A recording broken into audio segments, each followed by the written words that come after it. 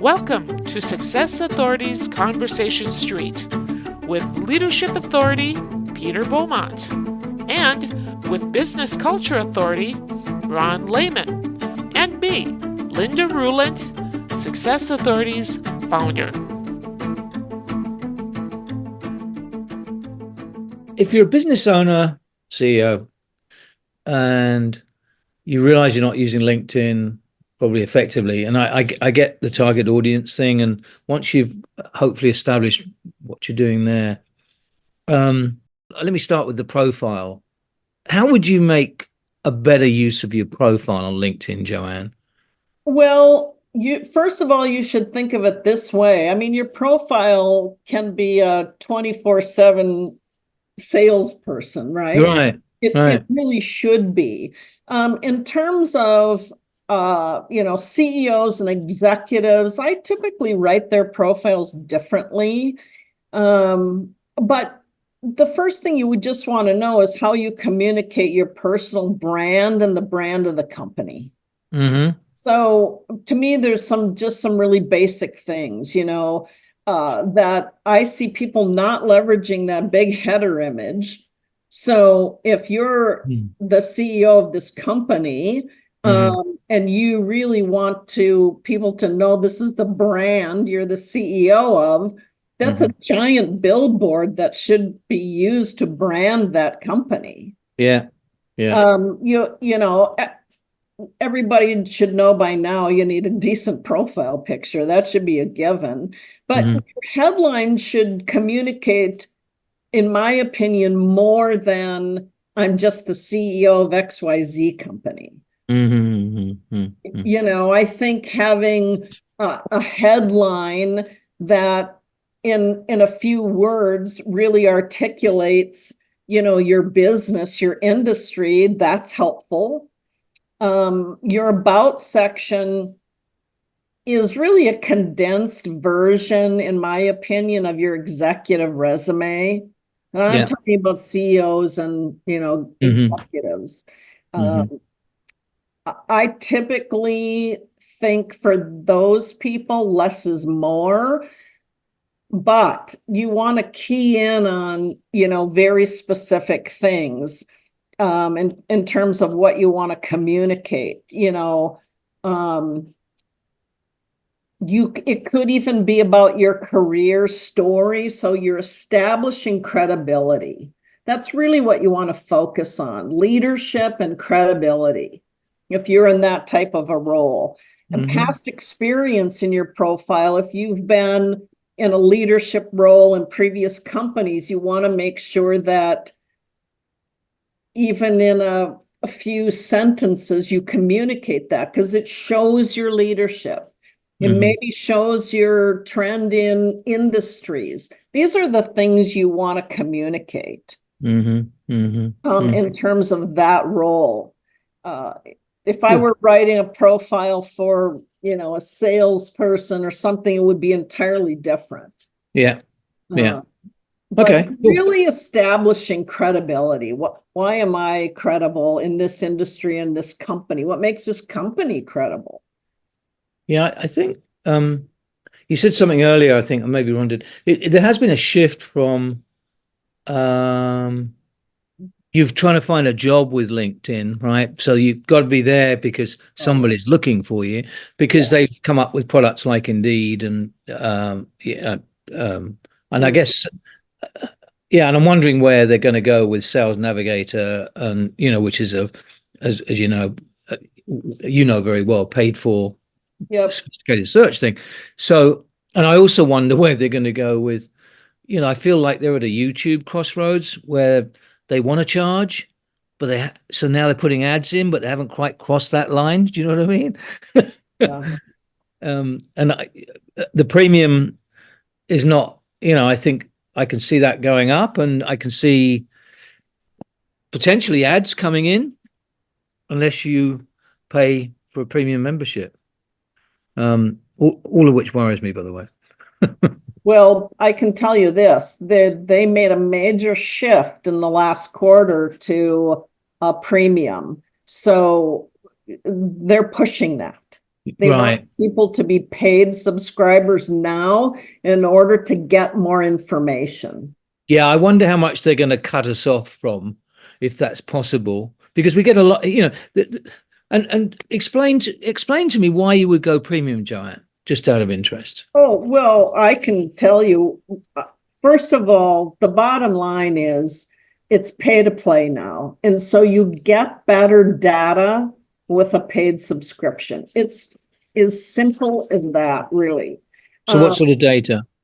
You get better data. You get analytics that are better information with a paid subscription. One of the biggest moves they made this year is they moved the who's viewed your profile from free accounts to paid. I saw that. Yeah. And I think if you're not taking advantage of that feature, there's so much data behind that. That is really important. So I don't care what world you're in, but we're talking about, CEOs and executive level folks. I would want to know what industries are viewing my profile. Who are these folks? Is it people I want to connect with? Is it people I'm already connected to? I think you can derive a lot of data from that. Yeah. Okay. So, what else? Is that it, do you think? In terms of premium? Yeah, choosing premium versus not. Yeah. Well, I think the access to the business insights are really important. If you're using LinkedIn as a marketing tool, just like right. a marketing tool, you want to derive the data from that. That's true. The other thing that LinkedIn has done, which is I just don't understand at all, is they're on a free account now, they're limiting the number of personalized invitations you can send a month. I mean, why you would do that on a free account makes no sense to me, but I think that could change because there's been a lot of pressure put on them about that. But a paid account, that's lifted, right? You can send as many personalized invitations as you want to. You can also send in mail, being messages to That's a good point. Not in your network. Yeah, you can. Yeah, right. Yeah, because you can't connect. You can still invite people to connect, right? You can. I typically suggest to CEOs, depending on what their goal is, that you turn on creator mode, which tends to stop a lot of the spam and the miscellaneous invitations that a lot of leaders don't have time to answer. But in exchange for that, it turns into the follow button instead of the connect button. And so I think having a content-driven strategy and turning on creator mode, then you're encouraging people to follow you, and you could develop a thought leadership strategy versus getting all kinds of just kind of spammy invitations. I didn't know that there was a creator mode. Again, that's just in premium, right? No. Oh, really? Oh. Yeah, that's been out almost 2 years now. Yeah, I'm so 5 minutes ago, I can tell. That's really interesting, actually. Okay. Yeah. Cool. Yeah, it is. So having that follow button instead of the connect button, if you're not a savvy LinkedIn user, people just will follow you. They don't know that they still can connect with you.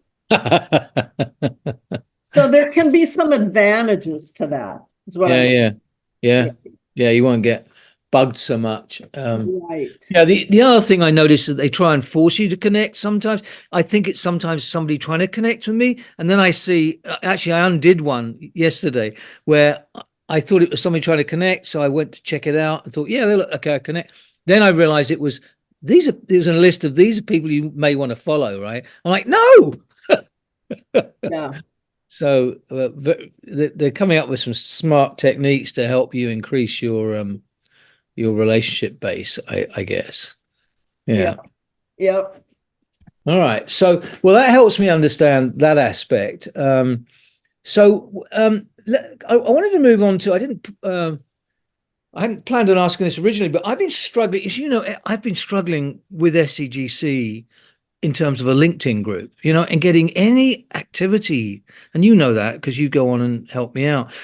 But what is it? Is LinkedIn groups, are they, is it just me, or are they generally just dying? Yes and no. There are Okay. some very active groups out there that, Right.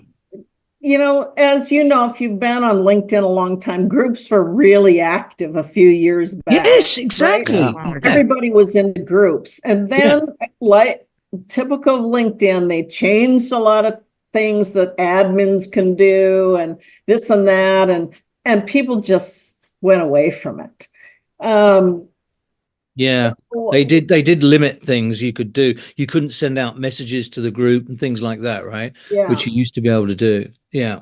But there are some things I would encourage you to look at. So if you were trying to determine what are people in my industry talking about, okay? If I was running a company, I would want to use it as a research tool. So, you can identify groups that might be within your industry that might be worth exploring. So, in the search bar, you could type in a topic name, and then when you filter to groups. Mm. And then it will show you all the groups that might align with what you searched for. So then what you want to look for, this is new, is there'll be a green button on some groups on their header, and it says active group. So LinkedIn assigns that header to groups where people are actually active. And they are out there. So let me give you an example you could research later. Yeah, sure. There's a group, if you put in the search bar, advertising and marketing industry professionals, Mm. they have 594,000 members, and their group is very active. Mm. So it's not all or nothing. You do need to do some research and look for those active groups. Now, there are some other advantages. So once you join a group, obviously I wouldn't bother joining a group that's inactive. And the other way you can tell, even if they don't have the active group button, look to see when the last post was made. If the last post was 2019, no, you don't Probably want. not very active. Right. But if they are active, you can join, and then it gives you the ability to message anyone in that group directly. You don't have to be connected to them. Right. The other thing is, if you find an active group and you just kind of want to look and see what are these people talking about, there's a gray bell icon also in the top of the header. And if you click on it, that means you're going to follow the conversations in the group, and you'll get a notification of when people post. Yeah. So it's worth exploring. How do you grow these? It's very difficult, I will tell you. I think you have to determine whether it's worth your effort or not. Because, you can say all day long, we're posting this in our group and join our group, but getting people to actually take an action is very challenging. And that's been my experience. In fact, I'm almost kind of like, what's the point? And from an admin perspective, there's not enough features for you to encourage. Yeah. Yeah, interaction. Yeah, exactly. Yeah, I agree with you. Yeah, yeah. I would just use it, as a research tool. Yeah, I hadn't thought about that, and I think that's a really good idea. Yeah, I like that a lot. I've been scribbling. Yeah. Okay, cool. Nice. Good Speaking answer. of research, Joanne, is there any way to know from a statistical perspective how many, let's say, CEOs versus how many technical people versus how many salespeople or HR people are on LinkedIn? Yes. Yeah. So you can determine that roughly by title, doing a title search. So if you do a title search, let's even refine it further. Let's say you want to know everyone who has the title CEO who lives or who works in the greater Minneapolis-St. Paul area. And you make that search and it will tell you exactly how many have that title. Mm-hmm. So yeah, you can easily find out that information. I'd never thought. Now they changed. Correct me if I'm wrong, Joanne. You used to be able to do quite a bit of research, right? And I think they changed that at some point, did they not? Because you used to be able to do exactly what you just described, but get it down to states, get it down to cities, right? Can you still do that? Yes. In fact, they actually expanded on the filters that you can use. Really? Now, of course, if you have a premium account, you get more filters. Really? Yes. Surprise. But on a free account, there are a lot of ways you can filter down that search. So you can even search by, I want to know, a certain title that works at a certain company in a certain city. I mean, there are a lot of filters available, and that's what makes LinkedIn valuable. That's a really, really valid point and I don't think people use it for that capability. And I certainly haven't thought that. So, again, for CEOs and, marketing departments, that's a tool that I think they're still shallow in terms of what they're using it for. At least it's a generalization, but I think that's probably a fair assumption. Yeah. Is that kind of what you all find working with these folks? I do. Over the years, I've gotten a little suspicious that even a CEO is actually somebody who is being really put out there by an admin. So it tends to make you wonder if you've ever really reached the decision maker. Yeah, Well, maybe that's true. Although, you have to remember everybody has an individual profile. So if they are in fact the CEO of this company, you can't really change that. I mean, do they have to have their own email associated with their profile? That admin can't have more than one email, can that correct. admin? Okay, so that helps. Yep. I've noticed too, if I go back to somebody that I know is a CEO and I look at their profile over time, if it's not changing at all, I kind of get the sense that they're not really looking at that and necessarily responding to things. Yeah. Well, you can tell by also looking at their activity. Now, I'm not suggesting a lot of CEOs are active, unfortunately. The more savvy ones are. Yeah. But if you open somebody's profile and you click on their activity, you can see if they've ever commented, reacted, or done anything. We hope you enjoyed this episode of Conversation Street. For more information or to schedule a private conversation with Success Authorities, email us at inquire@successauthorities.com.